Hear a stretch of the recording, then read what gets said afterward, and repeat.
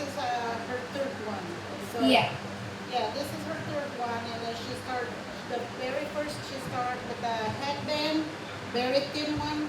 When she finished that, and then she started another one. So this is her second one. So she did great. And this, of course, I teach people with a little thick thread so it doesn't break on them when they learn. So I give her this, and it's a little faster, and no designs on this one. The third one, I start teaching her with designs as she goes, so she can get used to the designs. And then she started with the super fine thread, so she finished the white piece. It's very translucent weaving, it's so thin thread. And then I teach her with the duck designs as well too.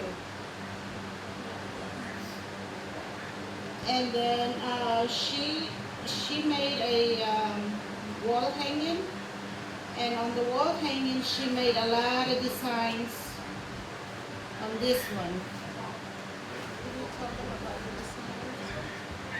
Yeah. So on my wall hanging, which is my fourth one I made that she's holding, I learned a new design, and it was the star. Yeah. I thought it was easy, but she said it should probably be a bit hard. And it wasn't hard. It was easy. I think it's easier than the first one she taught me. Was the first one that was the diamond? Yeah. And what's your favorite design motif? I didn't learn it yet, but my favorite one is the tobacco plant with the hummingbird on it. Could you tell us the story about that? The story about the hummingbird on top of the tobacco plant.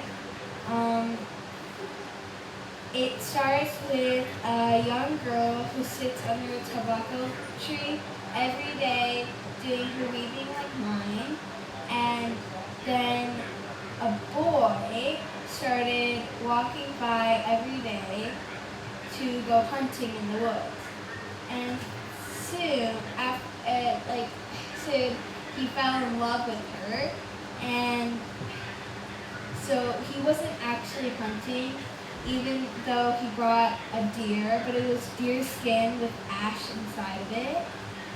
And one day she got tired of seeing the man, and she poured water on the road, and he slipped, and the deer fell and opened, and the ash went everywhere.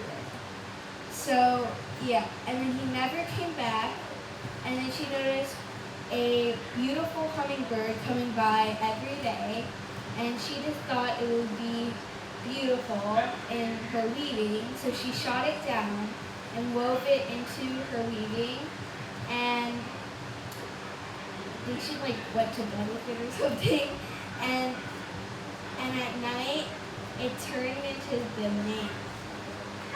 Yeah.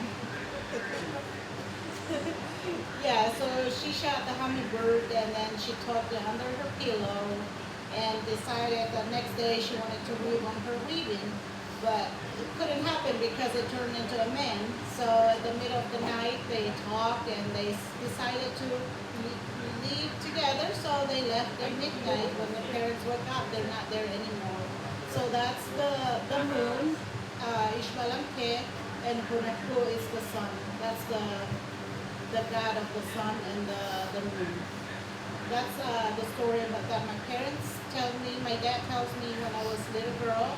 And so we weave the tobacco plant on the textile. I'm gonna let you pass this one, and you can see right here, that's what they look like when they are done in the weaving. It's okay if your hand is not clean, because I will wash that. Yeah. Are most of the motifs in the weaving, are most of them from stories, or some of them just from things that you would see around your home, or some of them just decorative? What they told me, my Yeah. So Most of them are just things that you'll find around you, like the star. You can see it at night, and she has her one, the shirt on her has the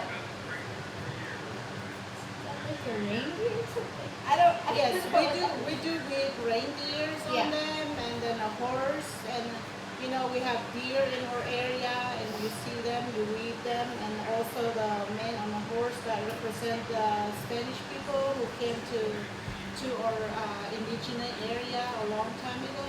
So all the stuff that is on her textile is like how they have some of them they have stories, or some of them like they're around the house what you see, and most of the indigenous people in Guatemala, they don't read and write, so they just create their own designs on the way they think, because a lot of people will ask like, do you have a paper where you read the instruction, or how do you create the pattern?